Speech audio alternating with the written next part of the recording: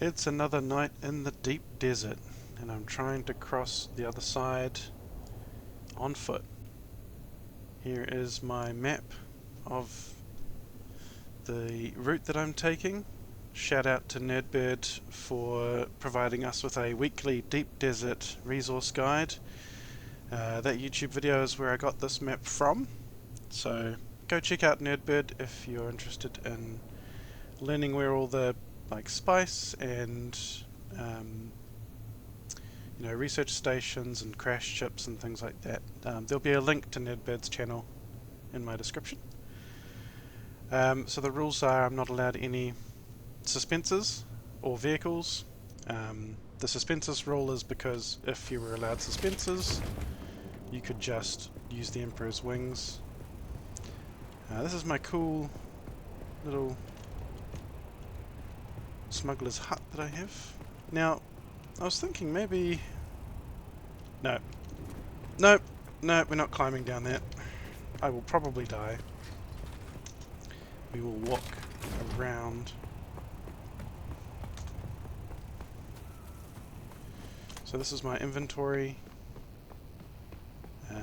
Just so you know, I'm using much less lower level items this time, considering the worm ate my last ones. You could probably tell... Oh my gosh, you could probably tell what happened because this is attempt number 2.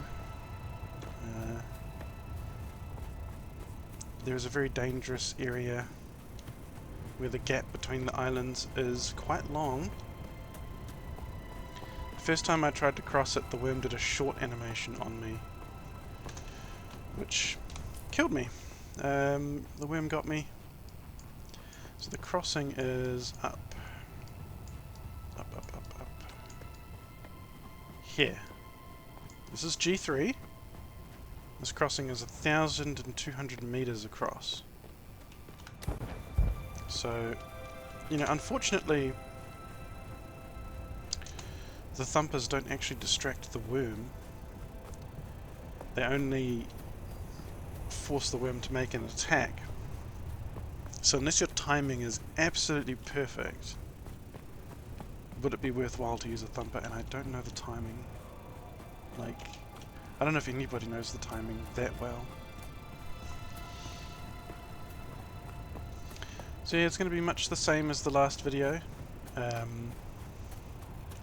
travel out into G3. Put my helmet on so I'm not getting all sandy.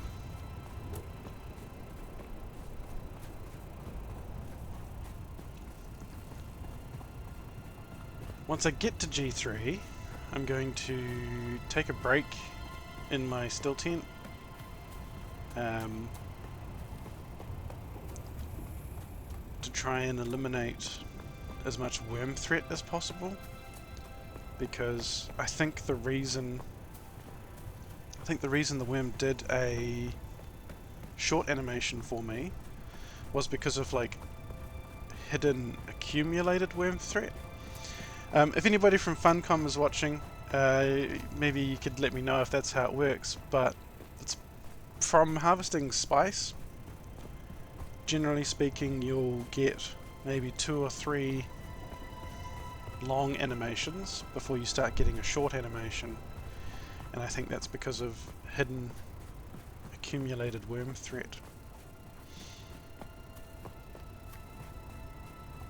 Makes sense from a gameplay mechanic, because if the worm is just predictable and easy to work around, it's not as exciting to play with.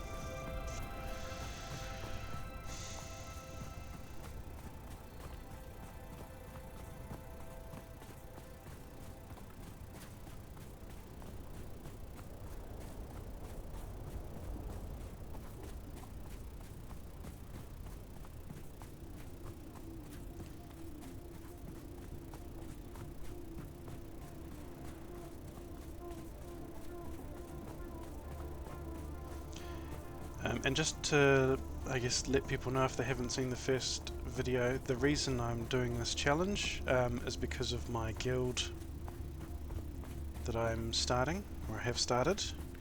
I just started the guild just as part of, the game tells you to make a guild or join a guild. My guild is Shaihalud's Ordained.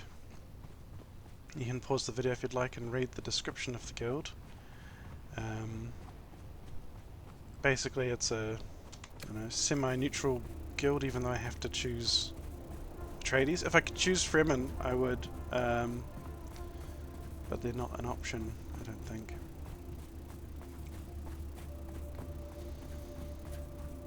Maybe later in the story, the Fremen will join the Landsraad, some kind of house. House Usul, maybe. If you know Dune, you know the name Usul. But what I want to do for my guild is anybody who wants to be a guild leader will have to cross the deep desert on foot. And anybody who wants to join the guild will have to be eaten by a worm. Getting eaten by a worm is much easier than crossing the deep desert on foot. And obviously when the new guild members get eaten by the worm, they won't have any items on their person, so they won't lose anything. Just a fun little, initiation into the guild. But I cannot expect anybody to complete the challenge if I haven't completed the challenge first. So that is what I'm doing today. Now, it could take roughly an hour and a half to walk across the deep desert. So, yeah, that's basically... Buckle up, you're in for a long ride, I guess. Hear me talk about Dune. I'll also continue talking about that sort of building idea I had with the spaceport. You could build a spaceport for your base.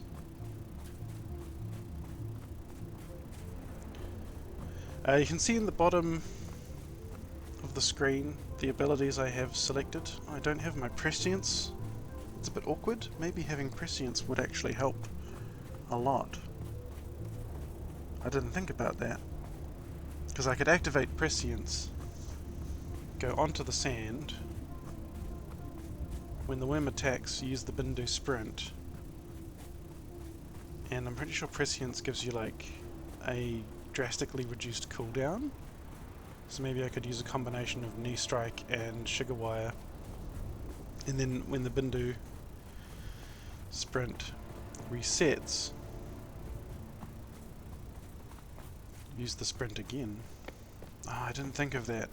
Oh well, if attempt number 2 fails, then attempt number 3 I'll make sure that I have prescience and I can activate it before going across G3. But we're not planning for failure. I've already... what I did different this time is I have maxed out my Bindu sprint. So I only had a level 2 Bindu sprint before, now I have a level 3.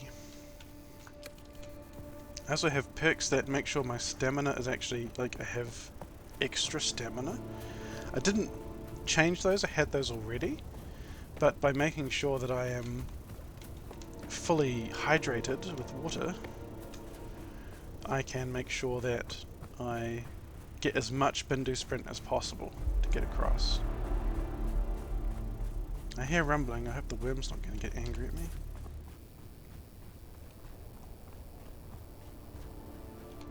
It's just a short crossing, dude, leave me alone.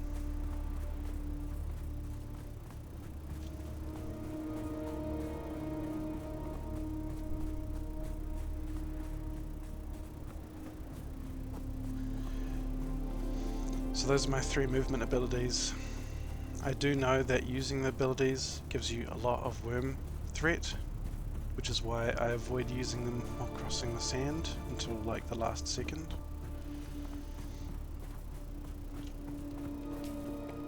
But maybe for some of the short crossings I can use the Bindu sprint instead to save some time.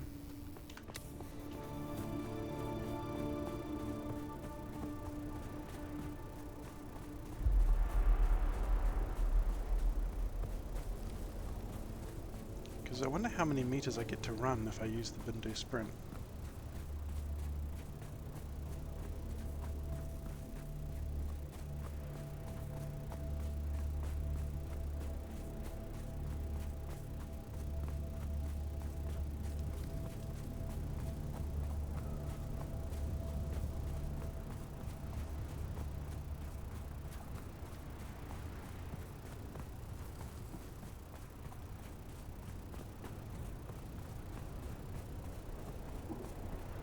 Now this was an island where the worm had popped out to say hello to me last time I was going along here.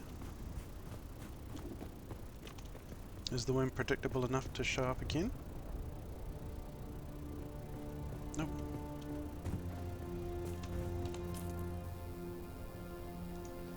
So how far away is that? 200 meters? Oh yeah, see how angry the worm threat gets when we do that?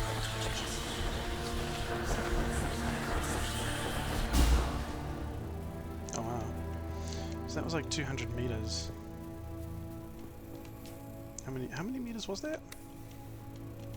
227. Okay.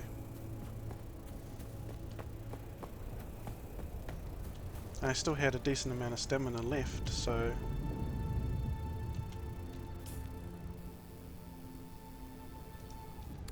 maybe I can Bindu sprint even further.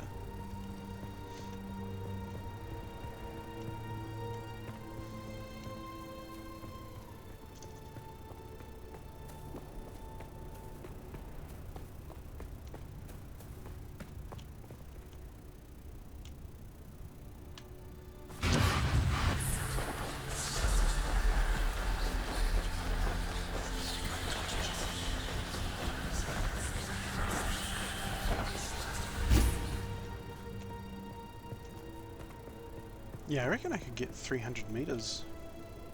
Maybe even 350 meters of Bindu sprint going.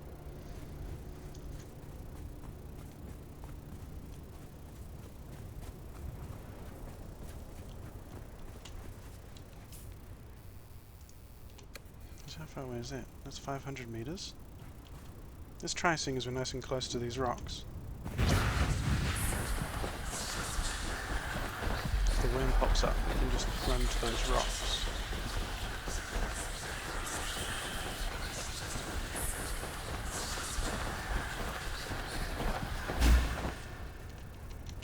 $160 from a 540. So what is that? 460, 420? Okay, so with full stamina, you're looking at 400 meters of travel. Okay.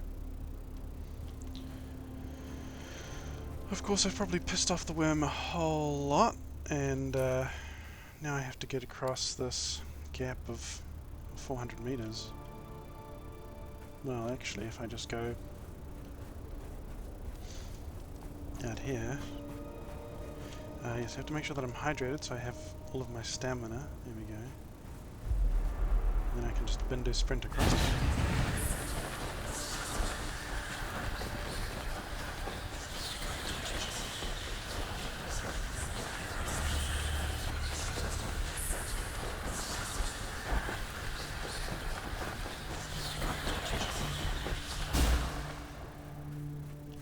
$400 meters. Nice. Alright. Well, any gap that's less than 400 meters we can just Bindu sprint. Great. Fantastic. That'll save us a lot of time actually. So maybe it won't take me an hour and a half to finish this.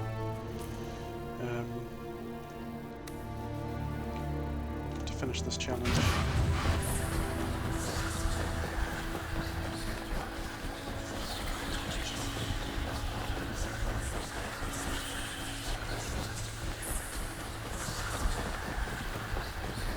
Pays to have good Bene Gesserit training.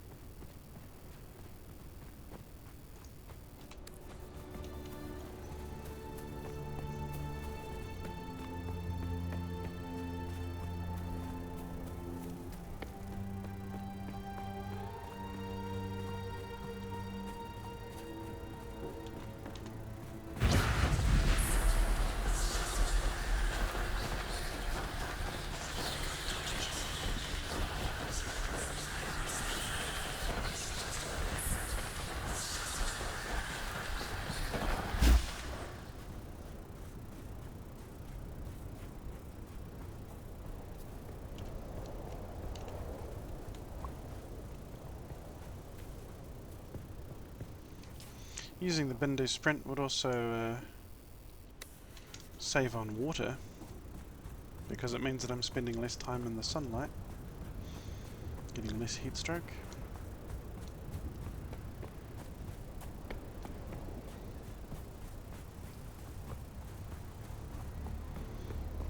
Bindu Sprint does feel a little bit like cheating, but it's a skill, not a technology, I guess. So anybody can learn Bindu Sprint. Anybody can have high stamina. But suspensors, like a suspensor belt is essentially a vehicle. When you use your sugar wire to give you a boost, it is like, yeah, it is propelling you along. So I don't count suspensors as moving on foot.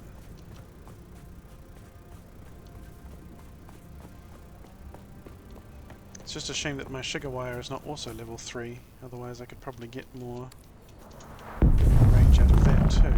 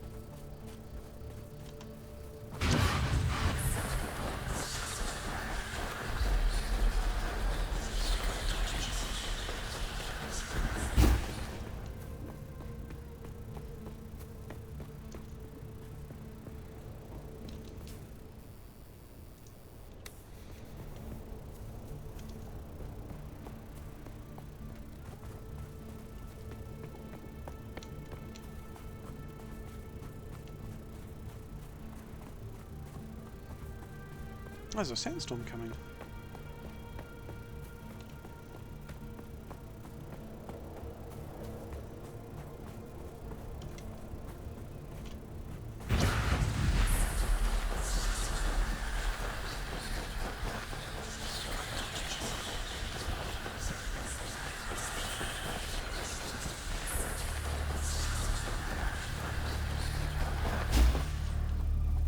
Is it coming towards me? Here I am figuring out that I can just sort of Bindu sprint to most of the places I need to go, and the deep desert's like, actually, how about a sandstorm? You like sandstorms, don't you?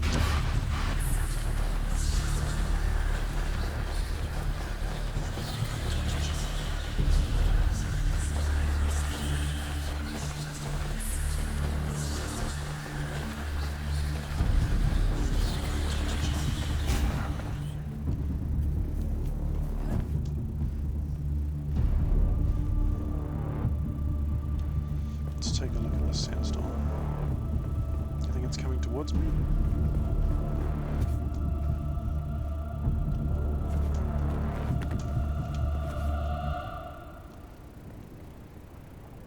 Might be going past me.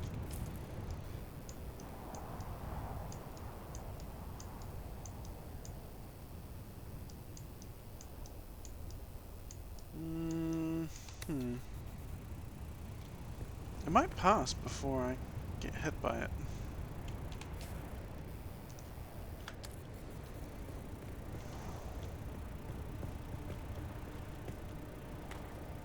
Yeah, well, let's reduce my heat stroke, and then we'll move to the next island, I guess.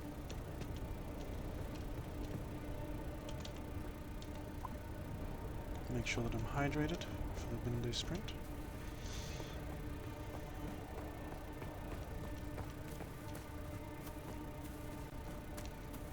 Yeah, that sandstorm's going to avoid me.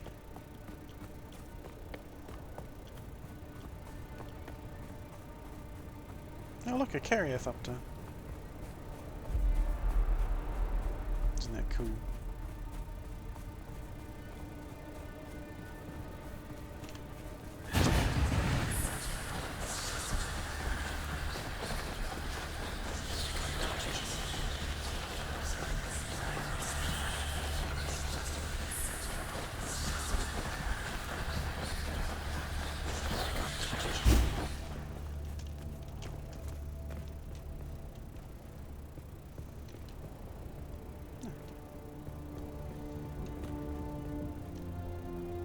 to remember that I don't... Yeah, I just took some fall damage.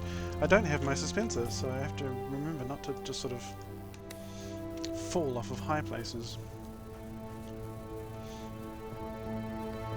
Now this gap that we have to travel across is a bit further.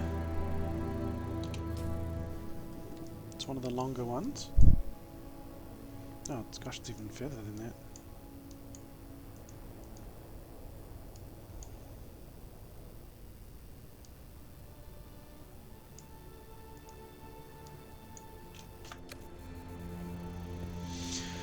$800 meters.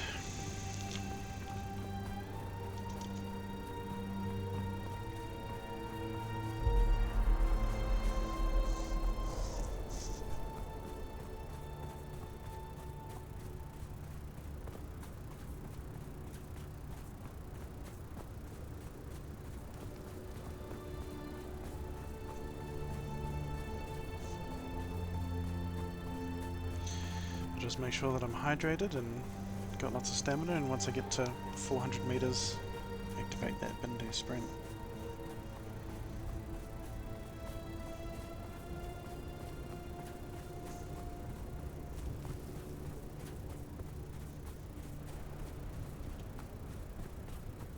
And that's the heat stroke.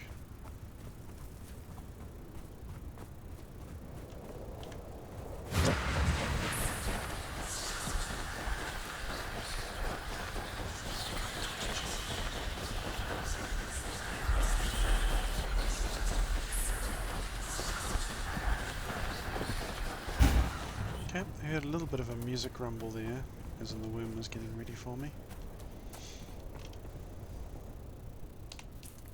Alright, next island.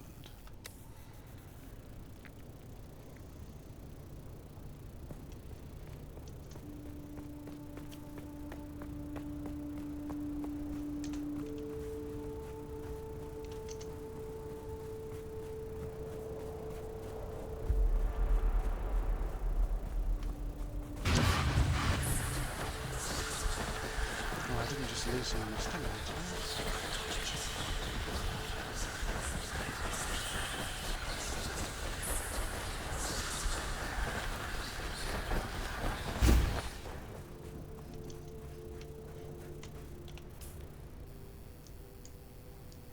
To start heading this way now.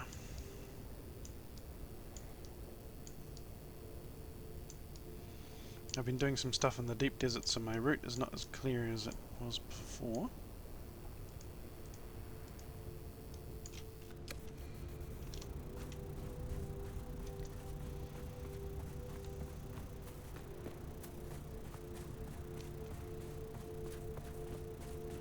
The G3 crossing is going to be the scariest crossing. I'm going to want to make sure that I've spent like 10 minutes eliminating worm threat. And then I'm going to want to make sure I have lots of water in my liter john.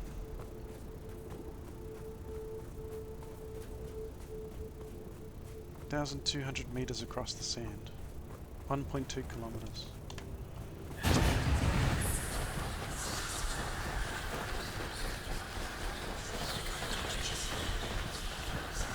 should have checked my water again.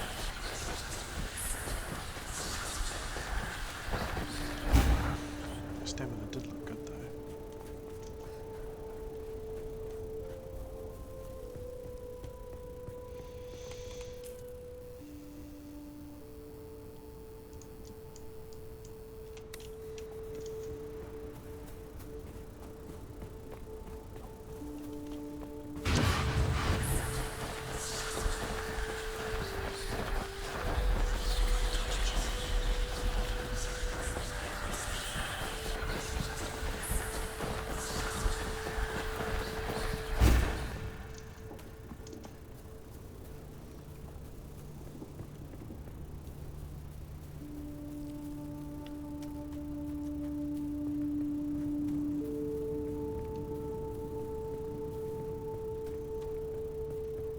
The sun is setting, that's good.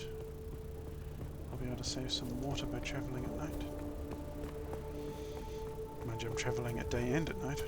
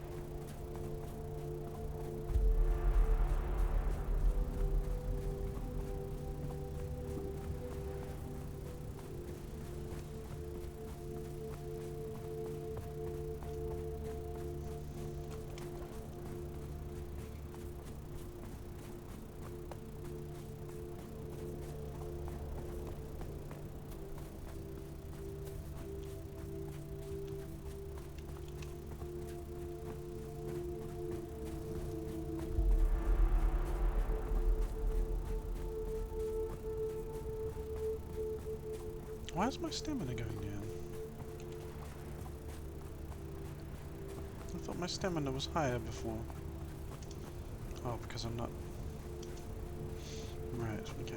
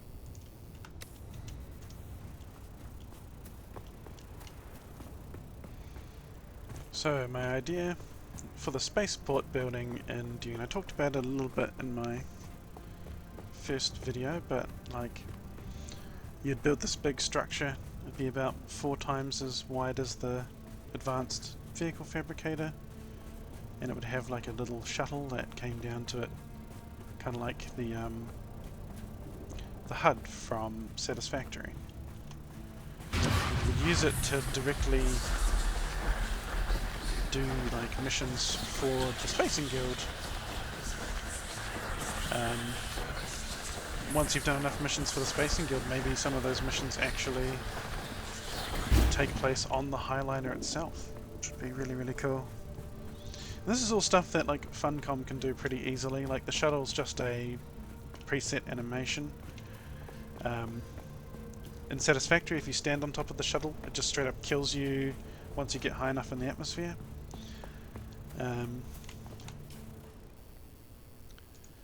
So it's not a ship that you can fly, it is a utility building that you would access. It just looks really cool.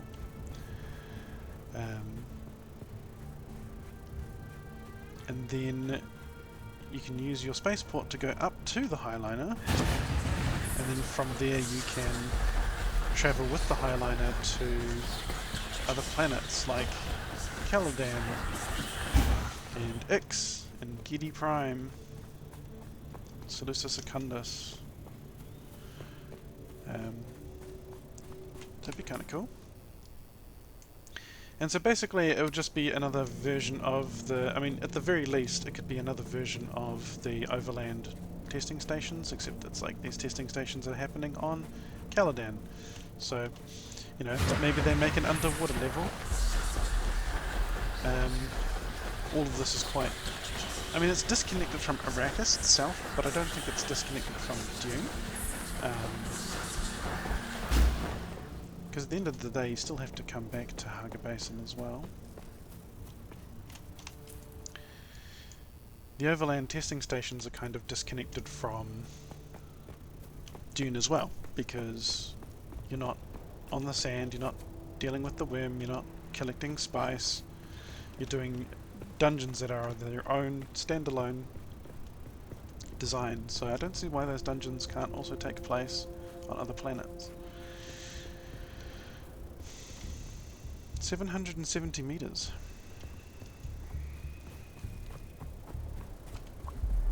It's going to be a big crossing.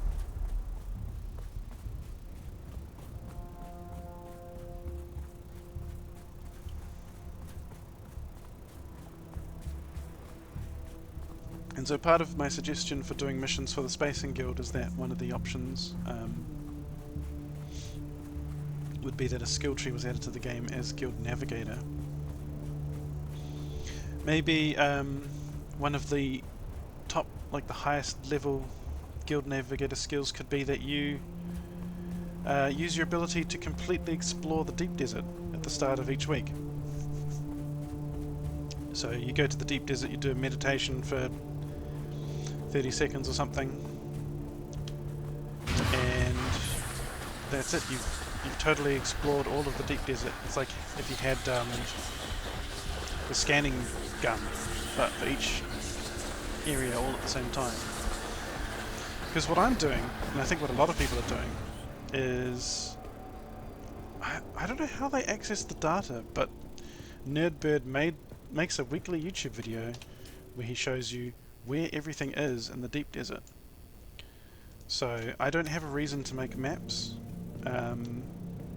Making maps is very, very time consuming. However, if you were a guild navigator and you had the ability to explore the entire deep desert all in one go, you could make a map of it and sell that map because it would be easy. And for people who aren't guild navigators, they would want to buy it probably if they hadn't already watched the YouTube video. But there are a lot of advantages to just being able to see the deep desert when you are in it. And I have been tempted in the past to actually do that myself. So that's one of the top things that the Guild If you have ideas for the Guild Navigator skill tree, feel free to put them in the comments below. I'd love to hear your ideas.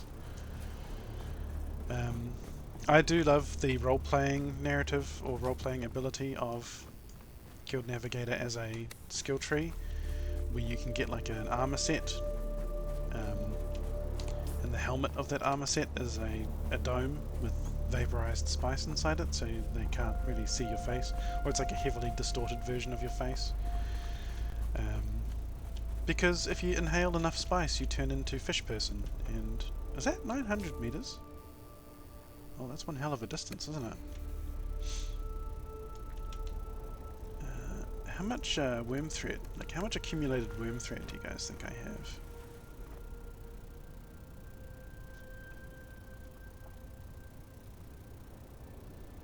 Just like mentally prepare for this crossing. It's one of the big ones, 900 meters. It's essentially 1,000 meters. Make sure I have lots of water and lots of stamina. Good.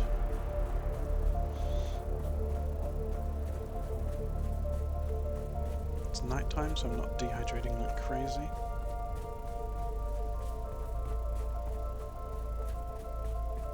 This is going to be a good test to see how angry the worm gets, because I'm going to be travelling like 500 meters on the sand by foot, and then the remaining 400 by Bindu sprint.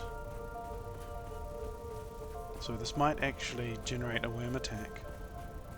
Have to wait and see. It's annoying that I can't free look while I'm running, but can't spend time looking at the worm. If you look at the worm, you die. Well, not always, but you know what I mean.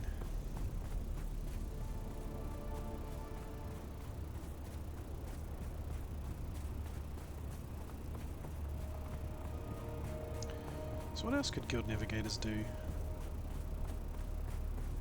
could explore the whole deep desert. Maybe they could have like a short teleport ability, which is like the Bene Gesserit have the ability to teleport behind enemies, but a short like teleport just in general.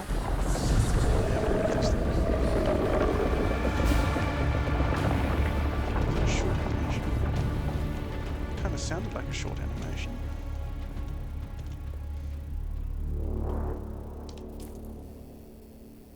Oh, why did he spawn over that side?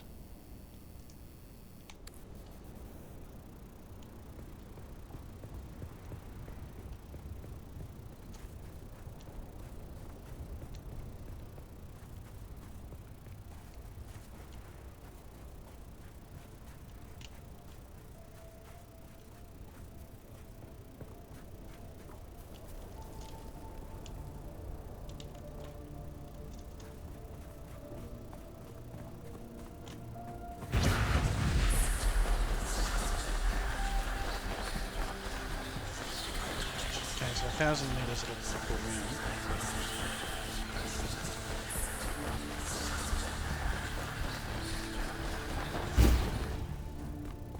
course, I don't know if that worm was roaming or something else. Because when the worms are roaming, you can provoke an attack easier.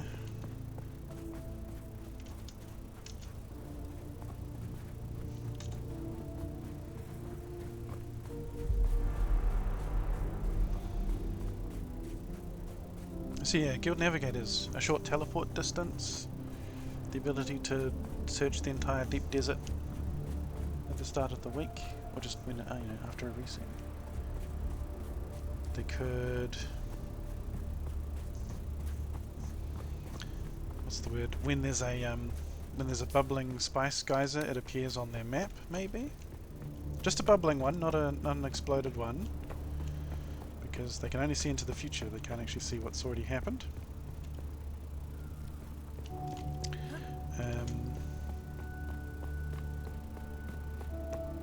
So it'll be really good. I mean, they're called Guild Navigators, so they should be really good at navigating.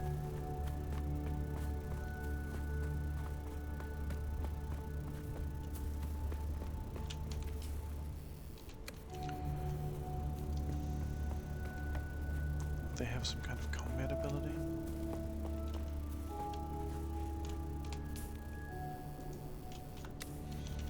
I'm sure sure Funcom could come up with some ideas for what Guild Navigators could do.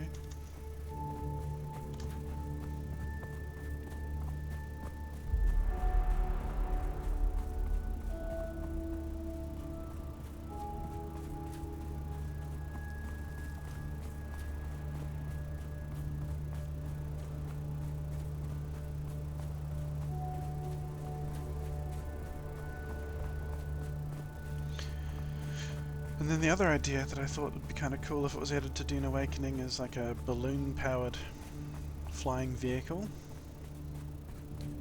It'd be kind of cool if it did something with crashed pods. I had the idea actually yesterday when I was playing Dune, the idea that it can hover over a crashed pod and salvage things from it. But also, why not just pick up the whole pod, pull it out of the sand, carry the pod over to your spaceport and put it on your spaceport for it to be sold for some kind of very valuable resource. Maybe it has components that are required for, you know, fold space travel.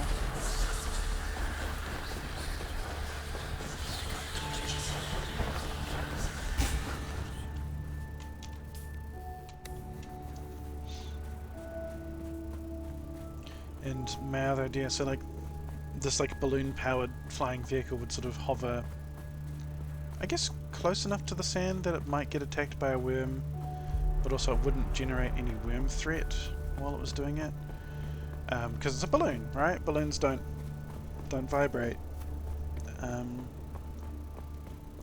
but a worm could attack it if it was, say, for example, using its claws to cut open a pod, or if it was using its little vacuum cleaner to harvest flower sand.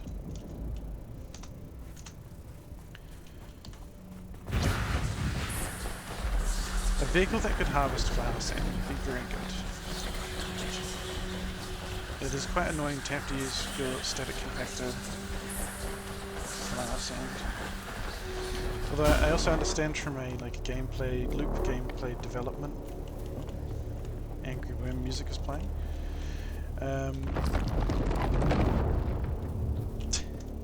Where is he? What's he doing? I can hear him, sort of rumbling about.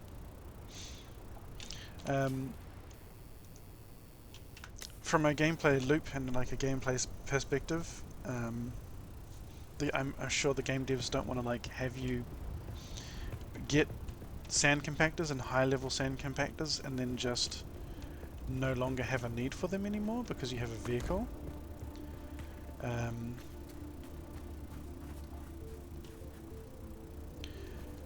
I do like the idea that maybe the vehicle can only pick up piles that have already been compacted.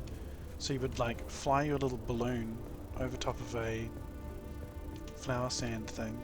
It would lower like a rope that you can use to get in and out of the vehicle. Then you would get out, compact the piles, and it's like little vacuums would start automatically picking up the piles, maybe? Or its little claws would start picking up the piles.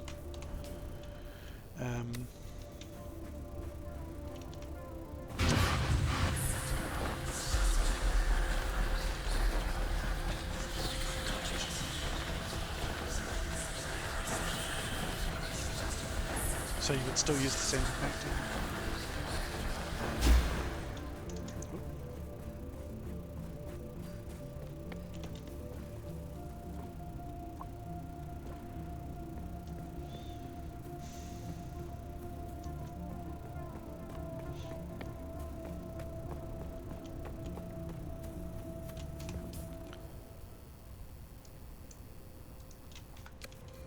Yeah, if you guys have any sort of fun ideas you want to see added to Dune, it'd be cool to see it in the comments too. Now I'm not talking about cosmetics, because I'm pretty sure they have an entire team of people working on cosmetics. And the cosmetics will be coming out as part of like the DLCs, naturally.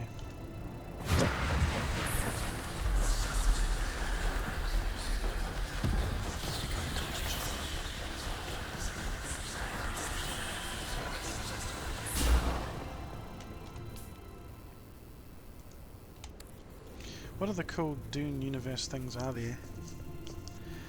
I mean, there's the time when Leto II becomes a worm person.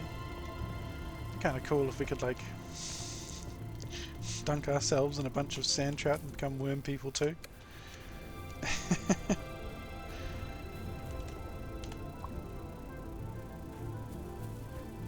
Maybe it's only a temporary transformation to become a worm person, and then a friend, like an NPC or something, has to remove us from the worm before we lose ourselves completely.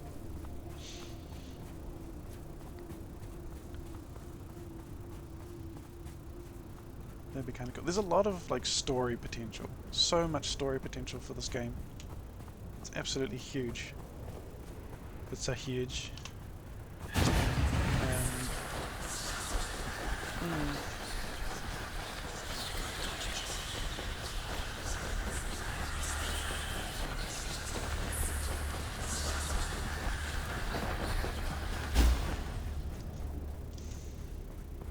Yeah, personally, I just really want to see a guild navigator. I am a big fan of guild navigators. Give us a fish person. Let us go up to the Highliner. Even if it's just through the overland.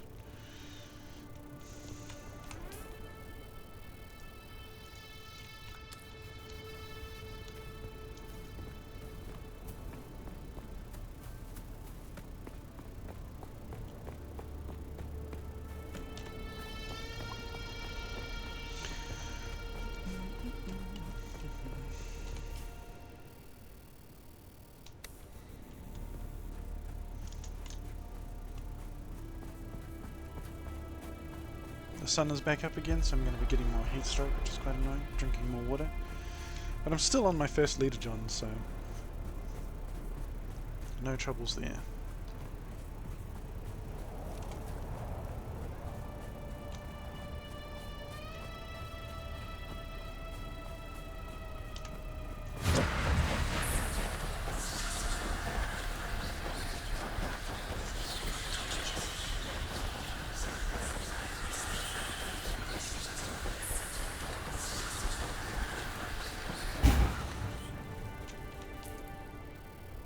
Would I have to go now? I have to go up there. That's 590 meters. 740 meters, okay. So we're going to go up there. I'm just going to double check my map.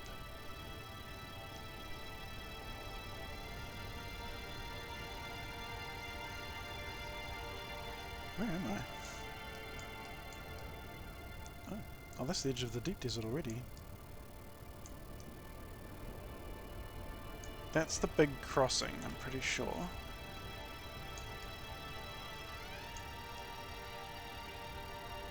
We're almost there, actually. So this just that big crossing there. So we need to go. Oh. No, we don't go that way. I was about to take a wrong turn. Getting lost in the deep desert would be a tragedy. We need to go that way. And then we need to go up there. I'm just checking my map as well. Yeah, there doesn't seem to be any sort of islands hiding in this fog of war here. And we need to get to this island, then that island, this island, and then this is it. This is the big crossing. This is where I died last time. So we're actually almost there. We're making really good time. Oh, shit, just standing out in the sunlight, taking heat stroke.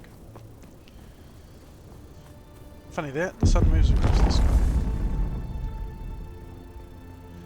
And at least reading the map has helped to lower my worm threat somewhat, because this next crossing is over 700 meters.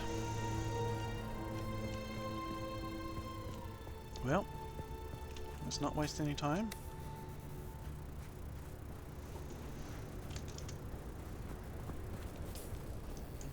Let's just make sure the waypoint is actually accurate. Here we go.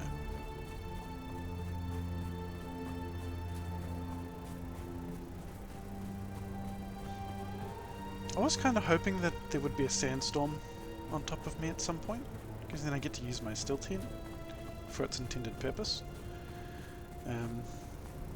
Alas, there is not.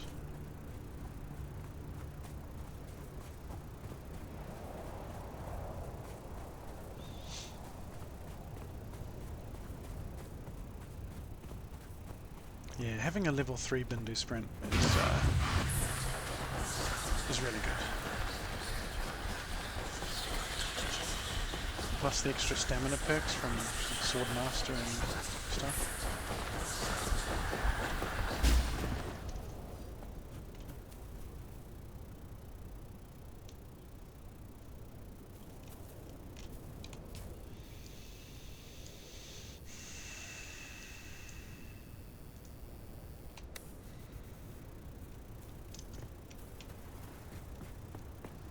There's a spice blow over there. Pretty. This game is really pretty. Like, the visual design of it is just very nice. Is that 1,000 meters?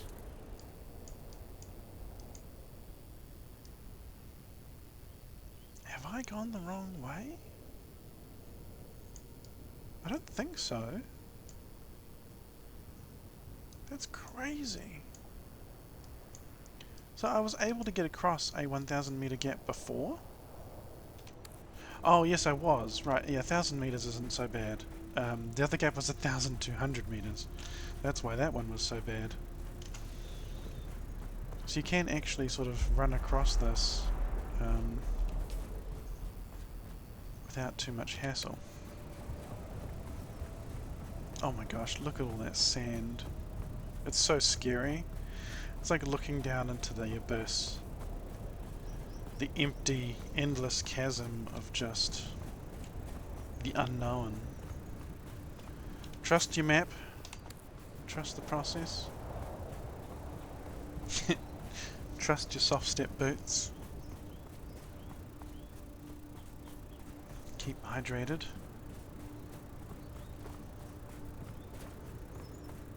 Keep your stamina up.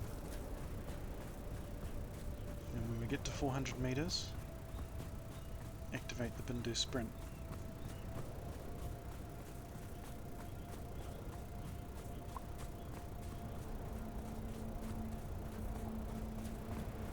Oh, I can't even see the island over here. Where is it?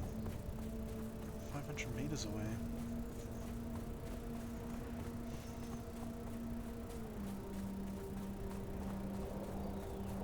I'm getting a little nervous. 460, 450, 30, 20, 10.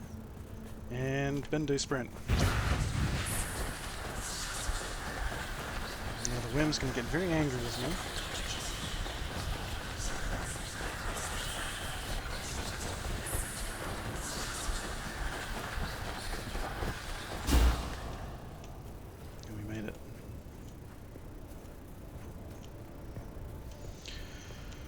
Whew. Alright. So that.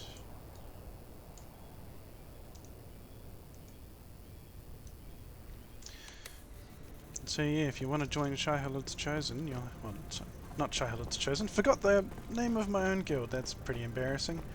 Shai-Hulud's Ordained is the name of my guild if you want to join it. I've yet to build a proper guild base yet, but I do have a base that is good, but it's not great. So I'd prefer to build a new base first before anybody joins.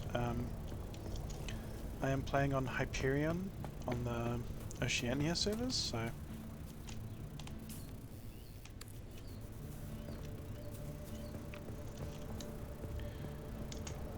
if I ever bump into you, my character's name is Amari. You might have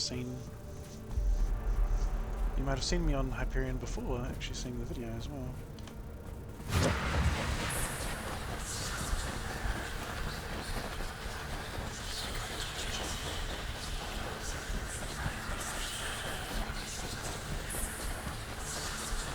I do believe that my mistake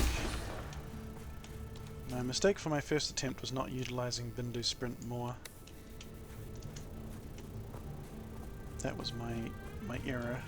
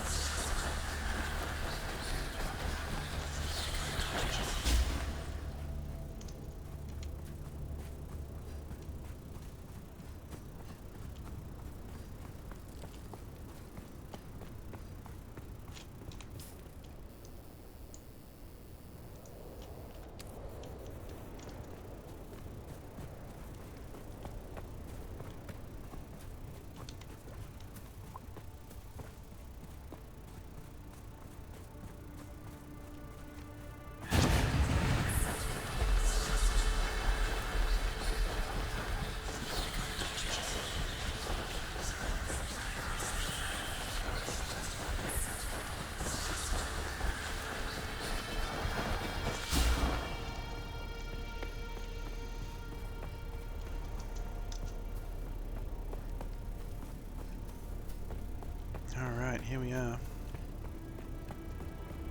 The fateful crossing. 1,200 meters of open sand. Now I have looked at the map quite a few times and I have not been able to see a crossing that is shorter than this one. That's where we need to go. Can't even... I think that's the island there. That's the island there. 1,200 meters.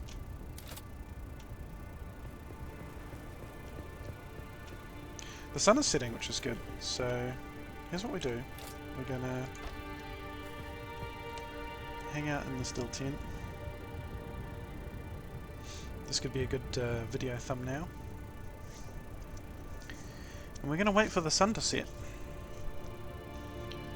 which will give us enough time to hopefully eliminate our worm threat, like our accumulated worm threat. 800 meters. It's going to be 800 meters before I can activate the Bindu Sprint. I was able to get across a 900 meter gap without using Bindu Sprint.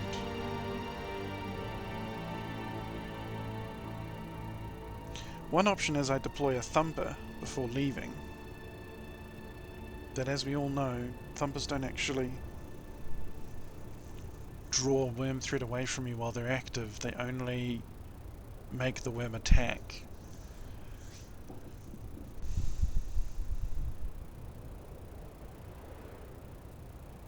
But if the worm is busy attacking the thumper, then maybe... I mean, what difference does it make, right? What difference does it make? If I just activate a thumper and go for it, then, like, at the very least, I mean, the thumper's just there, doing its thing, and it doesn't make a difference. But if I activate it as soon as I head onto the sand, then there's a chance that the worm attacks it instead of me.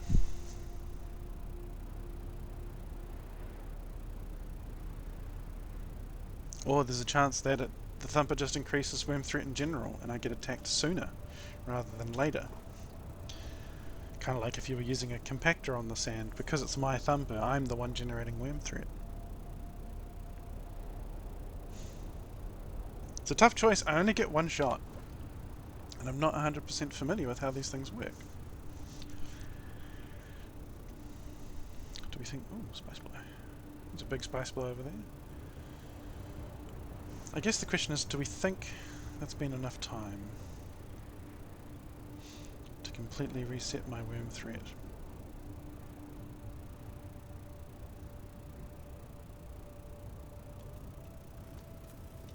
I think so.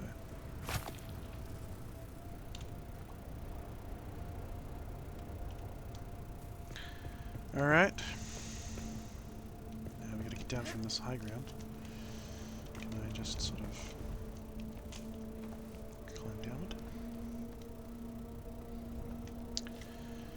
Oh, I'm getting a little nervous about this one, but if I get eaten, I get eaten. If I don't, I don't. Ow. Right. Make sure that marker is in the right spot. And I'm pretty much at the right spot.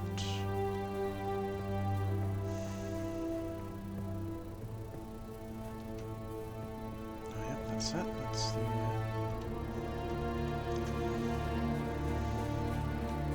yeah, we're not going to use the thumper. I used a thumper the first time, and I used a thumper when I was about halfway across. 600 meters. That was what I did last time.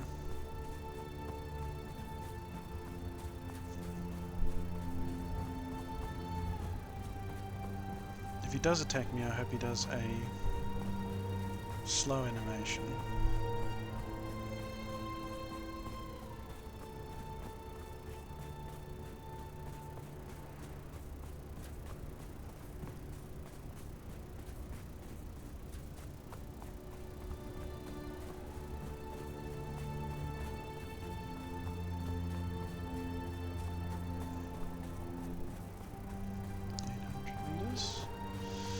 We're a third of the way across.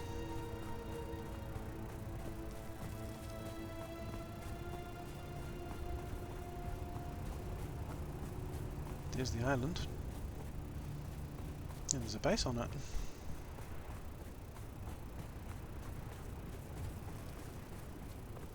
It's a very cool looking base, isn't it? Are they using lights to make that effect?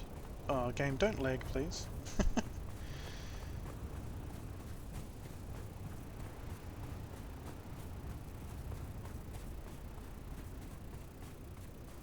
500 meters.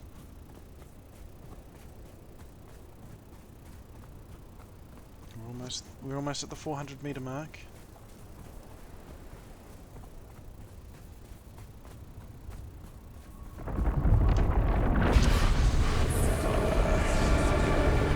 Oh, he's doing a slow animation. He's doing a slow animation. Oh, he's... yes! Come on! Come on! Come on! Come on! Oh, no way.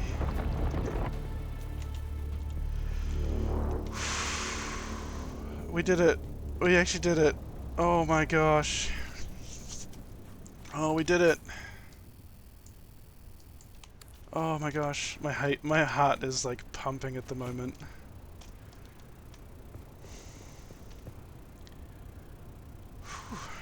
Okay, well we're not at the end yet, but that is by far the biggest. I'm shaking a little bit. The adrenaline really got going on that one. So yeah, fantastic. The biggest gap has been crossed. Don't fall into a hole, please. And all we have to do now is just get the rest of the way into the I zone, and we will have crossed the entire deep desert on foot. Isn't that fantastic?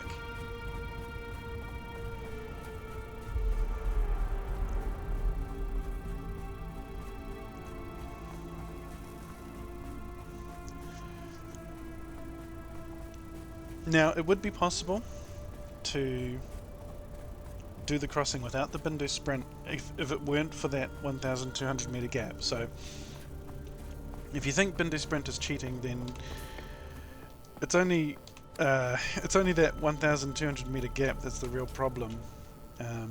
Everything else is pretty normal. Even this like 800 meter gap, you could do it without the Bindu sprint, as long as you're like haven't been like generating huge amounts of worm threat beforehand, I guess.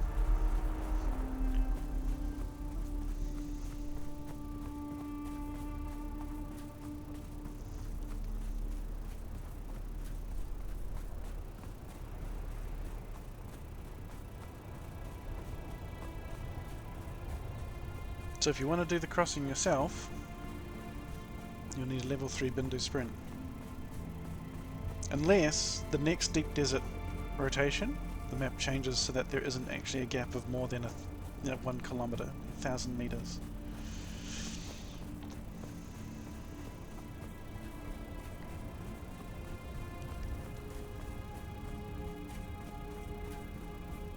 I was lucky he did a long animation instead of a short animation.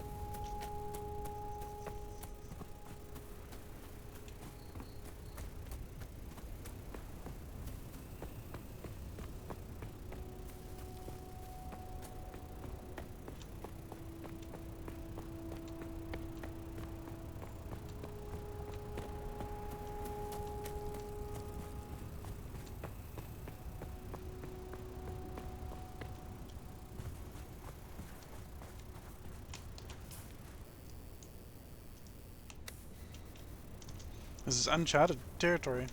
I haven't actually gotten this far.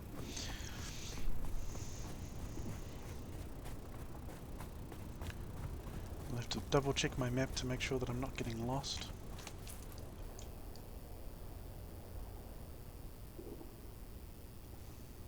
Oh yeah.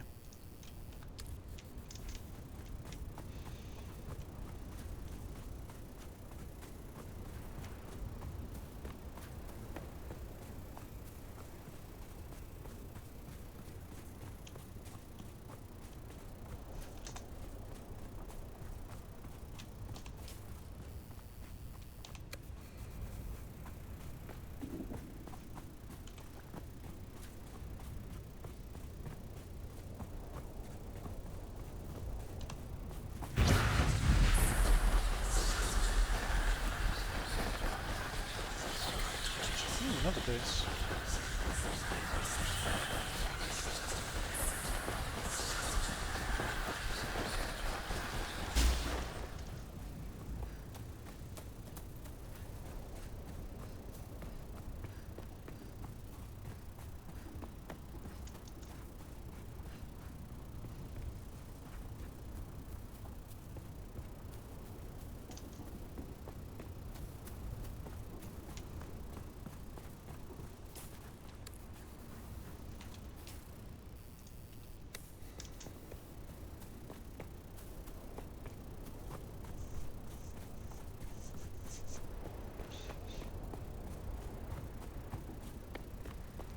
Oh yeah, some good news about Dune.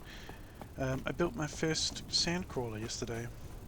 So after I got eaten by the worm, me and my friends were playing, and they helped me out by coming with me on a spice run to collect some melange, and we were able to fill up 3 assault ornithopters worth of spice sand, refined it in my large refinery, and then I was able to build the crawler. It's pretty cool. And then me and my friend went out and harvested the first sand crawler worth of spice sand.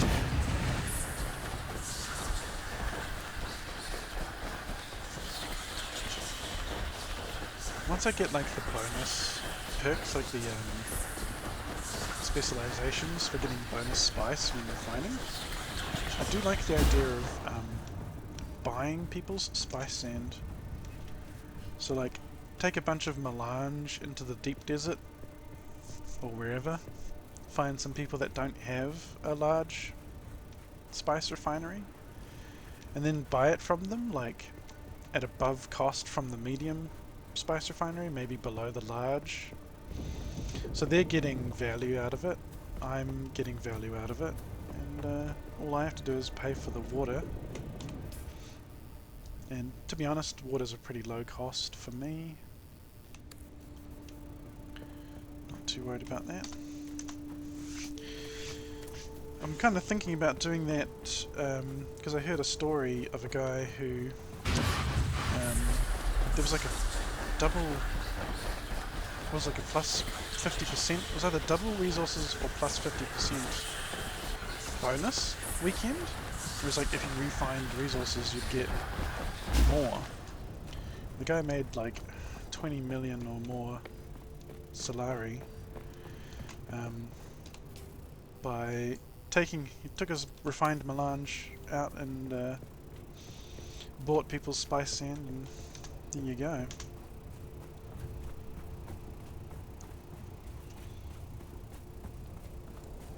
So I kind of like the idea of doing that. My guild is not 100% dedicated to like spice stuff, but it could be a fun way to play the game.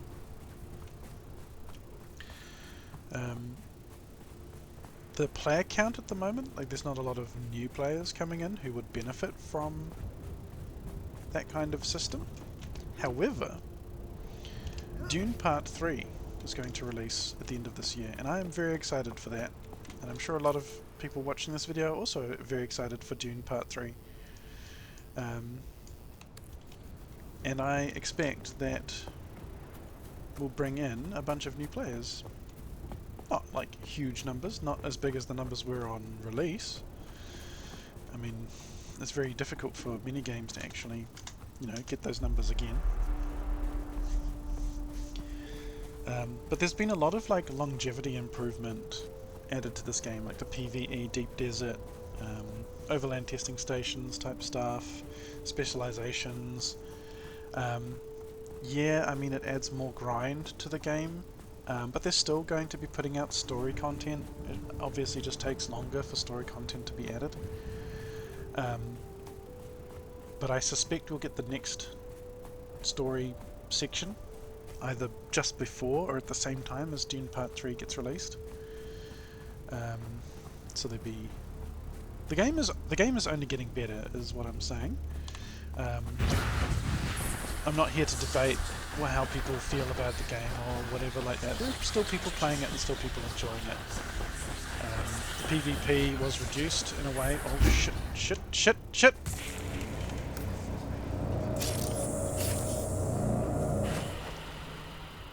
Okay, I wasn't expecting to maybe get killed by gravity instead of a worm. um, fantastic. Okay, well, that's a little bit of excitement for what is otherwise an hour-long video. Yeah, so Dune Part 3 will be released. I expect a bunch of new players to join, and I'm hoping to catch a few of those new players before they build their large spice refineries. And buy their spice sand from them at a profit for me. It just seems like a really cool idea. And it also means that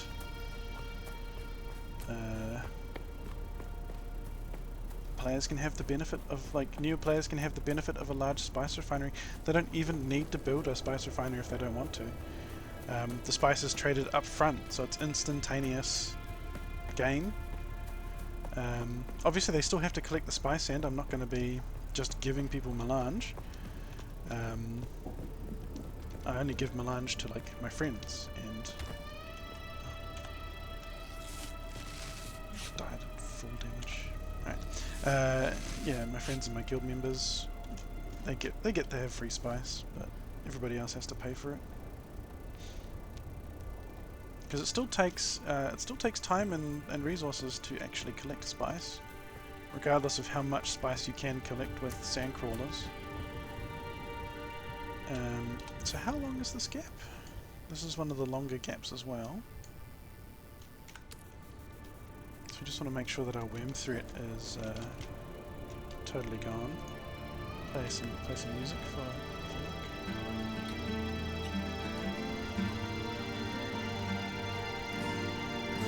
Dune music is getting epic. It knows that I'm nearing the finish line, because after I get to that island, that's the finishing island there. We are so close to completing this challenge. So close. And if you couldn't tell from my accent, I am from New Zealand, so that's why quite a lot of my sentences end with an upward inflection. Now, actually, okay, let's just... dog. Decided to try and make the crossing without as much stamina as I could have. There we go, now I've got maximum stamina. How long is that? That's 1,000 meters. Let's wait for the heat stroke to go away. Oh yeah, I didn't even update my leader John when I made that big crossing. The leader John is just... I have all the water I could ever need.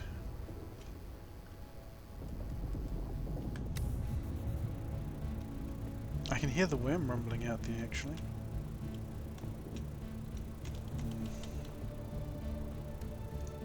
I'm gonna wait for a little bit.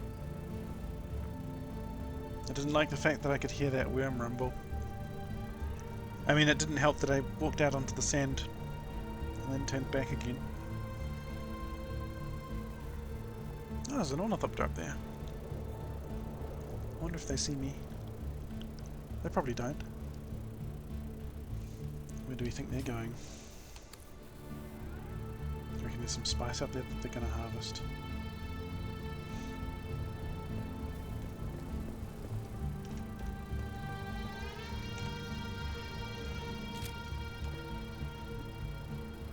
They've turned away. Okay.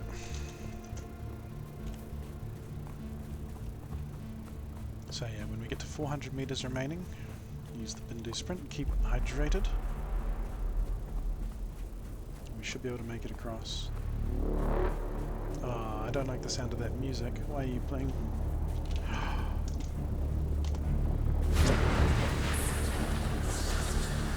Nope. Nope.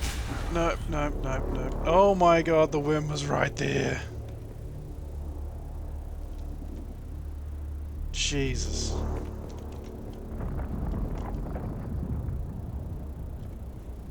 Paul Usul Moadi Betraydes. That's just not fair.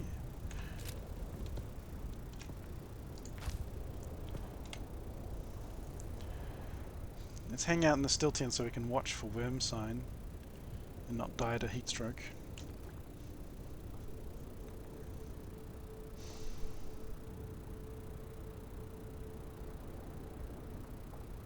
I don't have my ornithopter, so I can't scout for the worm.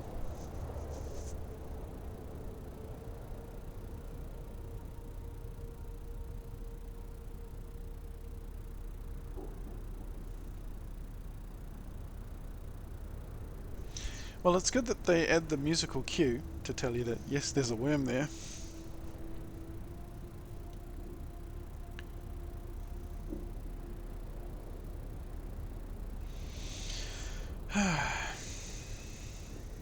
Still tents are so cool.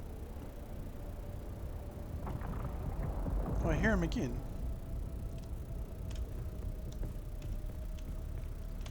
Is he attacking something else?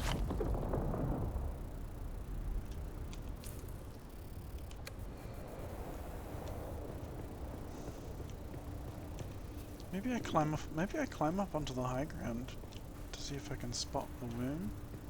I'm so scared. I don't want to die again. I've walked across this crossing before, like when I was doing tests to see if how it works. I think I'm just gonna go for it. Let's just go for it. If I hear the music again, I might go back.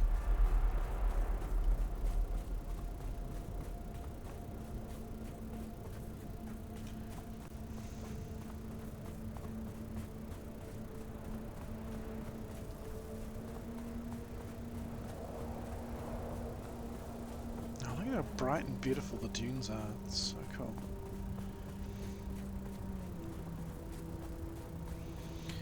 Alright. Just about at 700.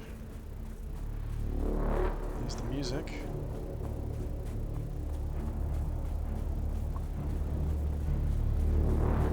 There's the music some more. Oh my god, he's right in front of me. What?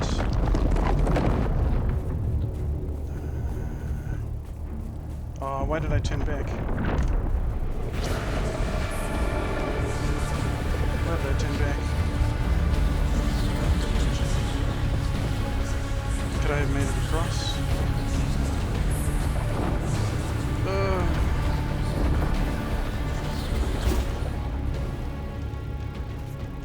I've done this crossing before when I was doing my testing. That's not fair.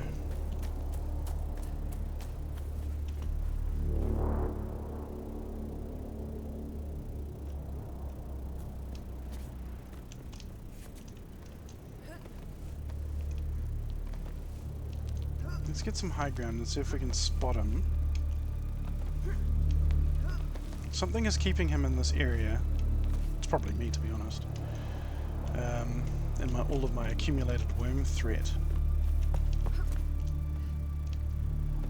The worm knows that I've gotten all the way across the deep desert on foot and it's trying to stop me. Oh, there's a spice blow out there. Well, that's not good either.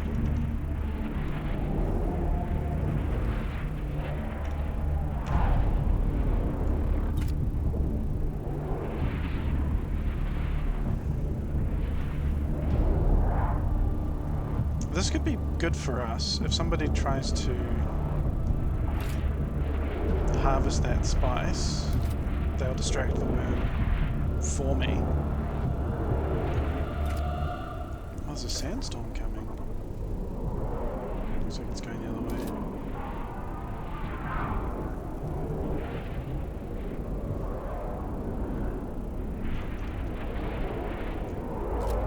Does anybody see any worm sign?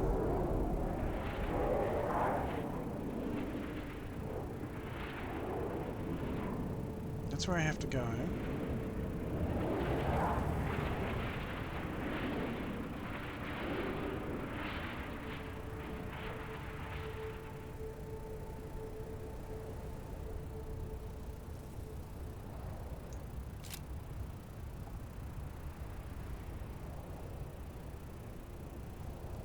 That's pretty cool.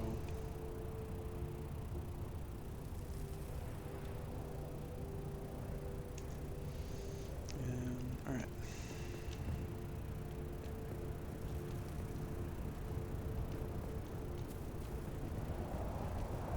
How long until the worm threat is gone?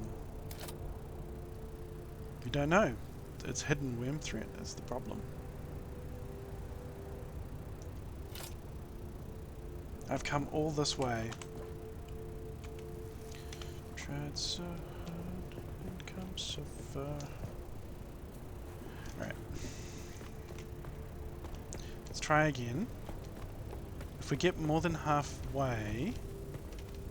So I have to pay attention. If I get more than halfway, then I won't turn around and I'll just try and get to the other side. I'll just try. It's like, this is like the last big gap. The rest of the gaps are pretty small after this.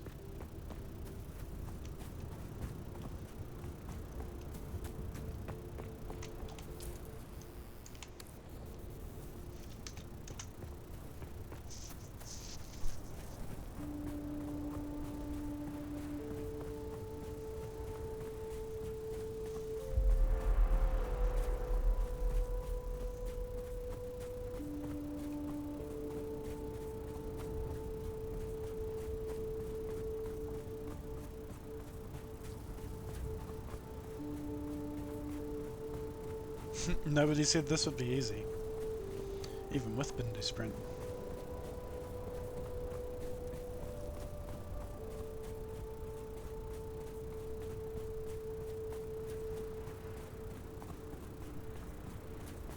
Okay, 600.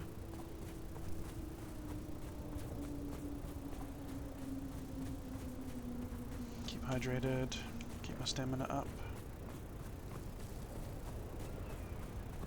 500 meters, so we're over halfway now.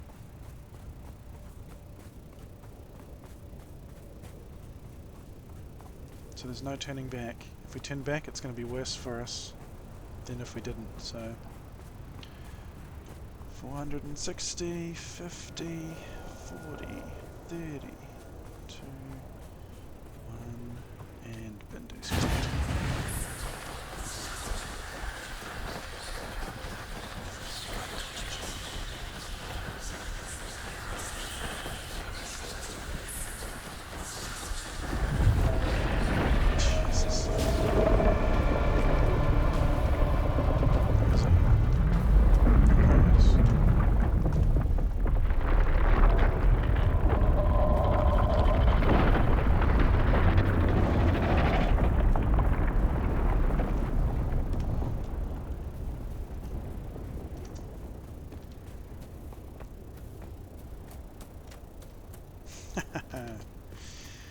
Success is mine! Almost. Just got a little bit more to go.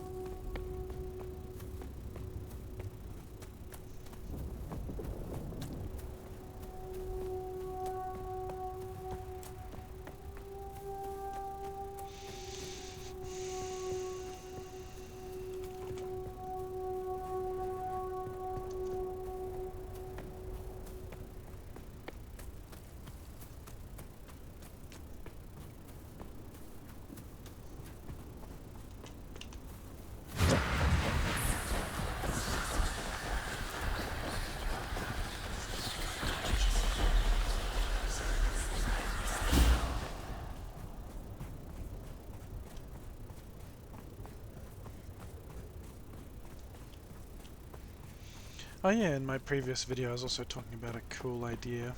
I'll put it in this video as well, just in case Funcom watches it, I don't know. But a mission where you get to meet the Fremen. I mean, I'm sure you guys have plans already. But during that time you learn the ability to walk without rhythm. So at some point you have to go to a map that is just basically entirely open sand, like a additional part of the deep desert, kind of like how Haka Village has the arena as an additional location. You learn to walk with that rhythm, and then, of course, you go out into the sand, and you get to ride a worm as well. But being able to walk with that rhythm would be pretty cool, just if you're like in Haga Basin or in the deep desert. It won't be, you know, relevant all of the time, but I have skills that I've unlocked that I will sometimes equip when I feel that they are necessary. Like if I'm fighting a horde of zombies, I'll equip my turret. It'll be quite useful then. If I want to use like my las gun or something, then I can equip the mentat, like energy field thing. Yeah.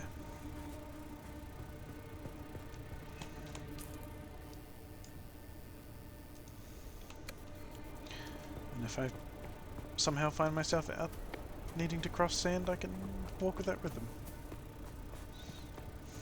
Oh, gosh, the base is 18 kilometers away. That is... We have travelled 18 kilometers on foot. Mind you, it's been a lot more than that because the route that we took across wasn't a straight line. I'd say it probably added another 2 kilometers at least. Maybe even, I'd say maybe 25 kilometers in total.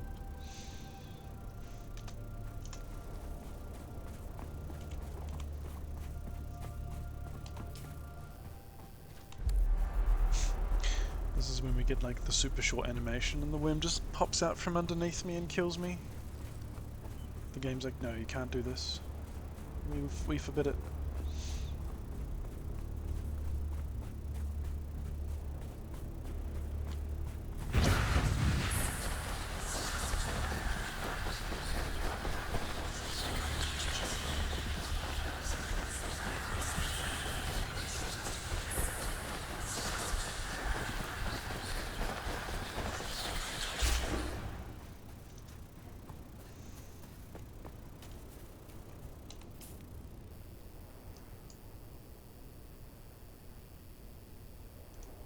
What's the quicker way across? That one or this one? This one, I think. Oh yeah, it's only 400 meters away. We can just Bindu sprint it. There we go. The final crossing.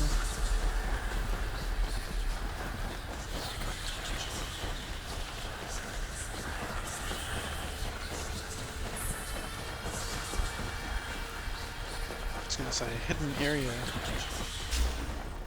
When it says hidden area, we'll be in the I zone.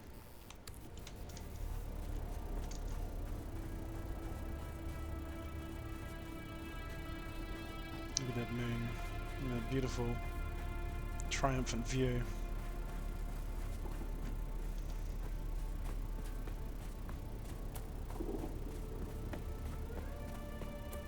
There it is, deep desert, hidden sector.